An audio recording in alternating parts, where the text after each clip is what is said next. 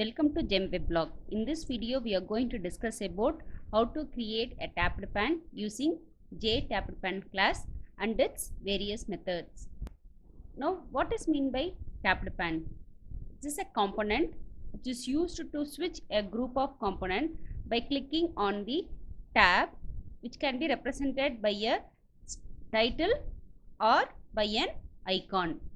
When you talk about the hierarchy, JTappedPan is derived from JComponent package, which in turn it has been derived from container, and container has been derived from component. Now we look into the various constructors of JTappedPan to create tapped pan. Now there are three constructors which is available in JTappedPan class to create a tapped pan. Next, we will start with demonstration of how to create a tapped pan using JTappedPan constructor. So before we start our creation, just we look into the basic code. First, you have to include the necessary package, and then you have to define a class. So inside the class, we have defined a constructor. So inside the constructor, we have included the code to create a frame and display it on the screen. Then inside the main, we have called the constructor. Now we'll start with the creation of tapped pan using JTappedPan constructor. This constructor will not receive any argument. JTappedPan tp equal to new tapped pan is not going to receive any argument. So once it is created, we are going to add into the frame. Now we will see. Now you can be able to see a frame with no tapped pan. Unless you add the pan into it, okay, you could not able to see a clear tapped pan option here. For this, we are going to add tab into the tapped pan. So in order to create a tab, you have to provide two parameters. One is the string, which will be available as a caption or title on the particular pan. Next comes your component, which contains what are the components has to be included under the particular pan. First, we have to create a container to hold the swing components. We are going to create two panel, department panel. Next comes your language panel. We are not going to add any component in it, just an empty panel we have created. So now I am going to add this container into the pan. So for this, I am going to add the tab. So inside this tab, first panel is for department. So I am giving the name of the tab as department, and then whatever we are going to provide the component inside the department panel will be displayed under this tab. Next tab, add tab. Here we are going to provide the language tab.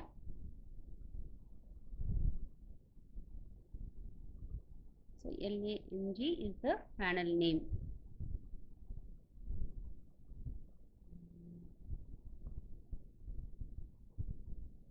Now you could see that tapped pan contains two tabs, one for department, another for language. It contains an empty panel, doesn't contain any component. Now we will add the component now into the each and every panel. Now before we enter into this, if the title are not given for any pan, if I give null means, now the title will not be visible. So if you are not giving title in the add tab means, you can able to set explicitly using set title. So tapped pan dp dot set title at. So you have to pass two values. One is index value followed by title. So first tab is indexed by 0 and second tab is indexed by 1, so on. So now we are going to give the title for the second pan. So the index is 1 and I am giving the title as language. Now I am going to extract the title of the pan 0.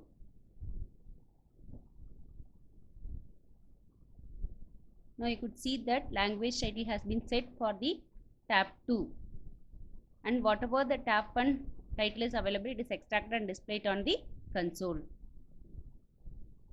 Next we will see how to add the tab using second layer. So along with the string, so this method receives 3 arguments. One is string, that is the title that will appear on the pan. Second, icon to be set for the along with the title. Then comes to the component. Now we are going to add the tab along with the image icon. Now we have included department along with the image icon, new image icon of some image name and then panel number. So we have done for both the pan. So you could see along with the title, okay, the image icon appears on the pan. For this also you can able to provide null for both the argument. If both are set to null, okay, it will not display the title and also the images. You could see that both title and image is not set for the second tab. Next, third way of adding the tab. It receives 4 arguments. One is string or title that appears on the tab, icon, the image icon that appears on the tab, component, the container what has to be included under that particular tab, and then string, nothing but is a tooltip. Now here I am going to add the tooltip as department list. So only for the first pan I am providing the tooltip. So whenever the mouse is moved over the particular tab, you could see the tooltip appears. So far we have discussed 3 different ways of adding the tab into the tabbed pan. Now we are going to align the tabbed pan.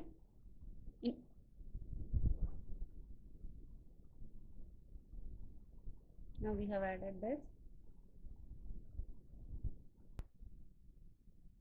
Here. Now my tab appears on the top of the frame. Now you can able to align this tab either at the left or right or the bottom.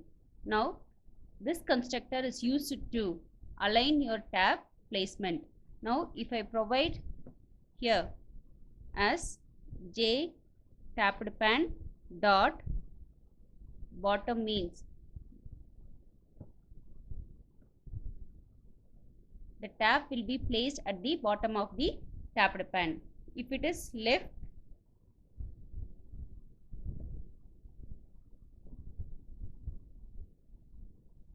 it will be placed at the left side of the tabbed pan.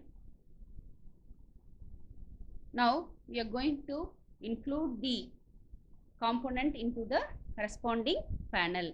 So in the first panel we are going to include the department of the particular students. In second panel we are going to include what are the language known for the particular students. So for this first pan we are going to create a department list using J radio button. So how to create the radio button, you can refer the previous video. So the radio button has been created for 4 departments and all the 4 departments has been added into a button group. Next we have created the checkbox for 4 language and it has been added into the panel. Now both the panel has been populated with the component and it has been added into the tab with image icon. Now you could see under department tab, it contains the list of department using radio button, and then under language known tab, it contains list of language, programming language known by the students using checkbox. Next we will discuss about tab layout policy, which contains two layout policy. One is wrap tab layout, another one is scroll tab layout. So based on the size of the frame, the tab pan will adjust it. So now we are going to set the wrap tab layout policy first. Now we will see how it works. So when I reduce the size of the frame, so depending upon the dimension, the tapped pan will adjust its tab. So it will wrap the tab. Now same thing, instead of wrap, if I give scroll means, so it will not wrap around the text. Instead it will attach the scroll pan at the end. Now when I reduce the size, the scroll pan is appended, so that you can make use of this scroll pan to move from one tab to another. Next we will see the different methods which is available in JTappedPan class.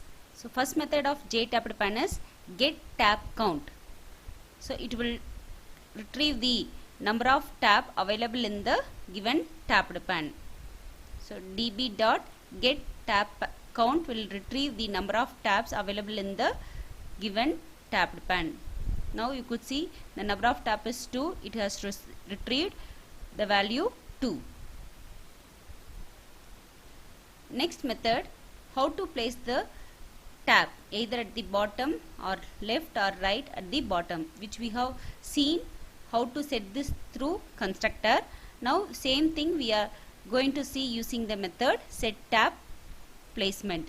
Now we are going to place it at the left side of my tapped pan, and default is top, and whatever has been set will be retrieving and displayed on the console. Now you could see the tab is aligned at the left side of my tapped pan, and it has retrieved the index value of this. Next same thing, layout policy, how to set the layout policy of the tab. Either you are going to set a wrap tab or scroll tab. So for this set tab layout policy used, which we have set through constructor. Now we are going to set wrap tab policy, which is the default one. Even if you didn't set it, it will be set to wrap tab policy only. Now we are going to change it to scroll tab.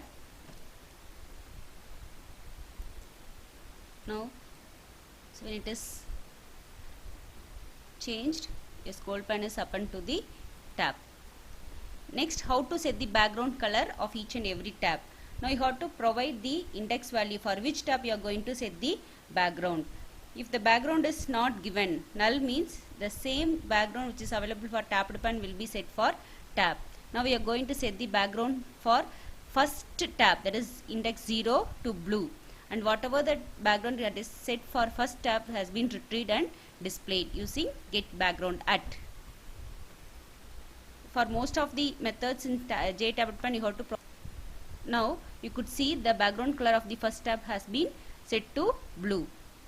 Now since the background is not set for second tab, it is null. Whatever the color of the tapped pan will be applicable for it. Next we will see how to set the foreground color of the tab pan. Same thing, you have to provide the index value for which tab you are going to set it. So we are going to set the foreground color of the first tab, and then you are going to retrieve it. Now you could see the foreground color of the first tab is blue, and whatever the color has been set, it will retrieve and display on the console. Next we will see how to set the icon for each and every tab in the tapped pan. Set icon at will set the icon for the specified tab index. Now we are going to set the icon for each and every tab, and we are going to retrieve the icon which is available at the first pan. Since we couldn't able to see on the console, we are adding a new label and display it, which you are adding in the department pan itself. Now you could see the tree icon has been set for first panel and leaf icon, and whatever the icon that has been set, it has been retrieved and added into the same panel itself, department panel. Next we will see how to enable or disable the particular pan in the tapped pan using set enabled at. So we have to specify the index of the tab followed by the boolean variable. Now we are going to disable the first tab, and we are whether the first tab is enabled or not, we are going to check it using is enabled method. Now the first tab is disabled, we are couldn't able to select it, and since it is in disable mode, it returns false. Next we will see how to set the disabled icon. So for this we should set enabled at 0 for the particular, false for the particular tab. Now we are going to set the disabled icon for both the tab. Since we have disabled only the first tab, so you can able to set the icon for the first tab alone, not for the second, since it is not in the disable mode. Now you could see the icon has been set for the first tab alone. Since this is in enabled mode, we are not setting disabled icon, but first pan is in disabled mode, the icon has been set. Next we are going to set the mnemonic for the tab and the tapped pan, that is shortcut key. We can able to set in both ways, either using key code or using the character. For first pan we are going to set key code, for second pan we are going to use the character. Set mnemonic at is used to set the shortcut key. So whenever you are using key code, you have to include java.awt.event package.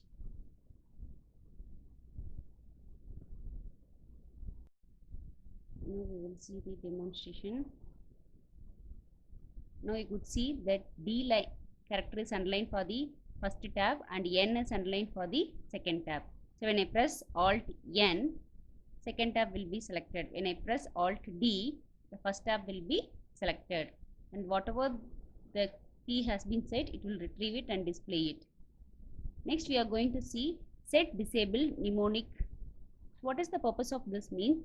So in this second tab, how many N's are there? Okay, 1, 2, 3 N's are there. We have set the mnemonic for the N characters.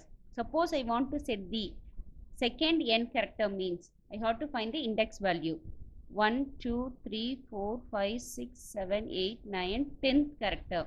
So set display mnemonic will set the mnemonic which is available at the 10th index, so that whenever I press Alt N, so if you want to set the mnemonic for the second N, means you have to set the index.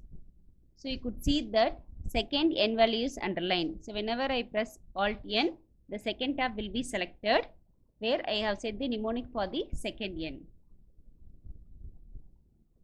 Next, how to set the tooltip.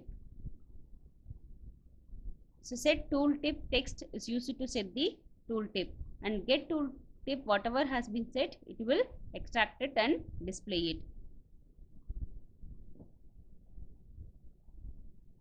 So whenever it is moved over the particular tab, you could see the tooltip appears on the frame. Thank you.